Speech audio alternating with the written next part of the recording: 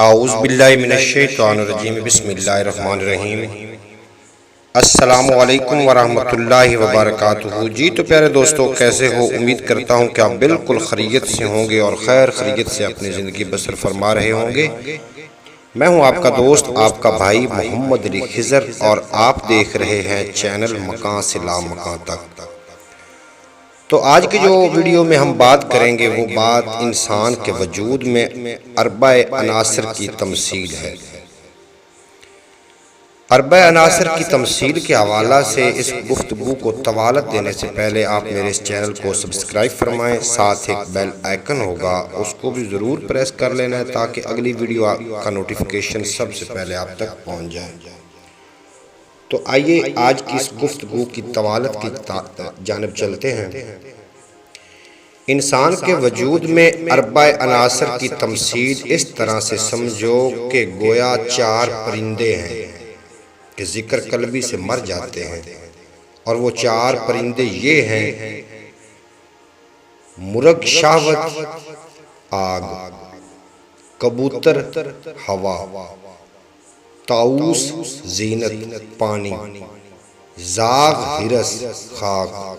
جس طرح کہ اللہ تبارک و تعالیٰ نے انسان کو چار عناصر سے پیدا کیا ہے، آگ، ہوا، مٹی، پانی، تو یہ چار جانور، چار یہ پرندے ہیں، انہی کے بارے میں یہ ذکر کیا گیا ہے۔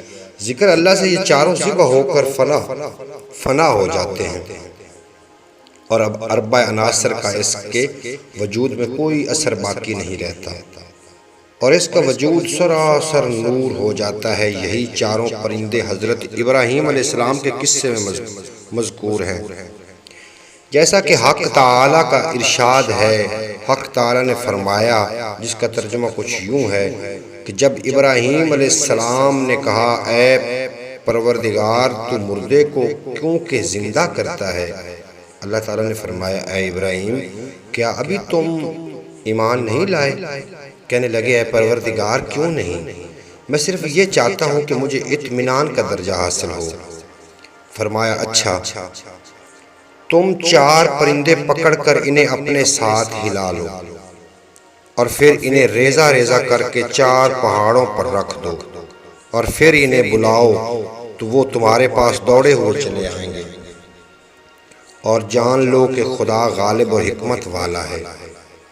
راہ حق اور شریعت محمدی صلی اللہ علیہ وآلہ وسلم یہ ہے کہ جو شخص ان مراتب کو پہچانتا ہے، راہ حق میں سربا تسلیم کرتا ہے، ایسے ہی لوگوں کی نسبت خدا تعالیٰ نے اپنے کلام پاک میں فرمایا ہے، جس کا ترجمہ کچھ یوں ہے کہ اے پیغمبر، اپنے نفس کو ان لوگوں کے ساتھ روکے رہو جو اپنے پروردگار کو صبح و شام یاد کرتے ہیں تاکہ ان کی رضا مندی حاصل کریں۔ تم زینت دنیا کے پیچھے بچا کر ان کی پیروی نہ کرو، جن کے دلوں کو ہم نے غافل بنایا ہے، اور جنہوں نے اپنی خواہشوں کی پیروی کی اور حد سے بڑھ گئے۔ معلوم ہوا کہ مقام علم الیقین، مقام دانش شعور ہے۔ علماء کا یقین علم پر ہوتا ہے، اور فقراء کا یقین مشاہدہ پر ہوتا ہے، اس لیے عین الیقین کا درجہ اس کے آگے ہے۔ جیسا کہ مجذوب وحدت الہی میں غرق ہوتا ہے اور تجلیات انوار الہی کے مشاہدے میں ہمیشہ مسرور رہتا ہے، بظاہر خانہ ویران اور در حقیقت معمور آباد ہوتا ہے۔ تیسرا درجہ جو ہے وہ ہے حق الیقین کا۔ جو شخص کے حق کو پاتا ہے، باطل کو وہ خود بخود چھوڑ دیتا ہے، اور یہ شخص صاحب مقام محبوبیت ہوتا ہے۔ ظاہر با خلق و باطن یا خلق، جب فقر تمام ہوتا ہے، وصال حق حاصل ہوتا ہے، حلال کھاتا ہے اور حرام سے بچتا ہے، شب و روز نفس کے محاسبہ میں رہتا ہے، کفر سے بیزار، اسلام سے خلوص اور اخلاق رکھتا ہے۔ چہارم مقام نور العین ہے، جو مقام فنا فی اللہ بقا باللہ ہے۔ اگر طالب کو اس مقام میں ہجر ہو اگر اس کو ہجر ہو جاتا ہے، وہ ہجر کی بھٹی میں اپنے آپ کو کندن کی طرح کرنا چاہتا ہے، تو غرق ہونے تک آتش ہجر سے سوختہ ہو جائے۔ پھر اگر وصال ہو تو حوصلہ وسیع نہ ہو بلکہ پریشان اور غمگین ہو، اور وصال میں غم کھانا کفر اور شرک ہے، جیسا کہ حضرت محی الدین شیخ عبد القادر جیلانی قطب ربانی محبوب سبحانی آپ کا فرمان ہے، جس نے وصال کے بعد عبادت کا ارادہ کیا خدا تعالیٰ کے ساتھ اس نے کفر و شرک کیا۔ جو شخص مولا سے روح گردانی کرے وہ ابلیس لعنتی کے مرتبے کو پہنچتا ہے۔ حضرت ابراہیم علیہ السلام نے اس شرک سے بیزاری ظاہر کی ہے، جیسا کہ اللہ تعالیٰ نے ان کا قول بیان فرمایا، میں نے صرف اس ذات کی طرف رجوع کیا جس نے آسمان و زمین پیدا کیے، اور میں مشرک نہیں بلکہ طالب وصال بھی شرک ہے۔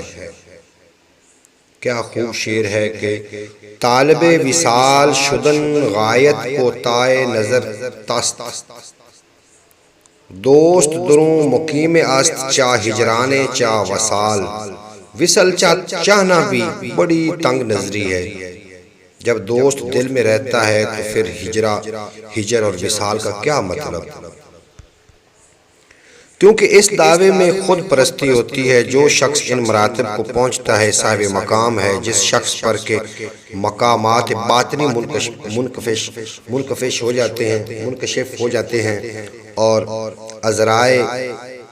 عذرائے مجلس محمدی ذکر اسم اللہ ذات اور ذکر نفی لا الہ اور ذکر اثبات الا اللہ کے سبب ایک ہی مرتبہ طالب اللہ پر مقامات کا غلبہ ہوتا ہے، مگر اس کے وجود میں حوصلہ وسیع ہونا چاہیے، کیونکہ مقام تجلی رحمانی یعنی تجلی صرف ذات توحید، اور مقام تجلی مجلس محمدی صلی اللہ علیہ وسلم روحانی، اور مقام تجلی ذکر قلبی، مقام تجلی ذکر روحی، مقام ملائکہ، مقام تجلی جنوں، مقام تجلی نفسانی اور مقام تجلی شیطانی وغیرہ کل یک بارگی طالب اللہ پر صادر ہوتے ہیں۔ اور تجلی دو قسم پر ہے، اول تجلی نوری جو کہ نور الہی سے یا نور محمدی صلی اللہ علیہ وسلم یا نور قلب یا نور روح یا نور ملائکہ یا نور خاکی اہل اسلام سے ظاہر ہوتی ہے۔ جب طالب اللہ کے وجود میں یہ کل تجلیات ظاہر و باطن جمع ہوتی ہیں تو اب اسے دل جمی ترک دنیا، توکل، صبر و شکر، ذوق و شوق، عنایت، توفیق الہی، طاعت و عبادت، ذکر و فکر، عشق و محبت، فنا و بقا، غرق و استغراق، معرفت الہی اور علم شریعت ظاہری اور باطنی وغیرہ سب حاصل ہوتے ہیں۔ تو دوستو اگلی تجلی کے بارے میں بات ہم اگلی ویڈیو میں کریں گے، وہ تجلی ناری کے حوالہ سے کہ تجلی ناری کیا ہے۔ تجلی ناری کے اس سے نار نفس یعنی غصہ اور غضب اور عداوت اور کینہ اور شیطانی حرص و طمع، اس کے بارے میں اگلی ویڈیو میں آپ سے بالکل یہ شیئر کروں گا کہ تجلی ناری کیا ہوتی ہے اور اربع عناصر کی اور کیا کیا تمثیل ہے۔ تو اگلی ویڈیو تک اپنے بھائی محمد علی خضر کو اجازت دیجیے۔ امید کرتا ہوں کہ آپ کو میری یہ ویڈیو پسند آئی ہوگی۔ اگر یہ پسند آئی ہو تو اس کو سبسکرائب بھی فرما لینا ہے، ساتھ بیل آئیکن ہوگا اس کو بھی ضرور پریس کر لینا ہے تاکہ اگلی ویڈیو آپ تک سب سے پہلے پہنچ جائے۔ تو اجازت چاہتا ہوں، جہاں رہیں خوش رہیں، اپنوں کے ساتھ رہیں، خوشیاں بانٹتے رہیں، غم بانٹتے رہیں۔ خوشیاں بانٹنے سے بڑھتی ہیں اور غم بانٹنے سے کم ہوتے ہیں۔ اپنا بہت خیال رکھیے اور اپنے بھائی محمد علی خضر کو اجازت دیجیے۔ آپ کو اور میرا اللہ حافظ۔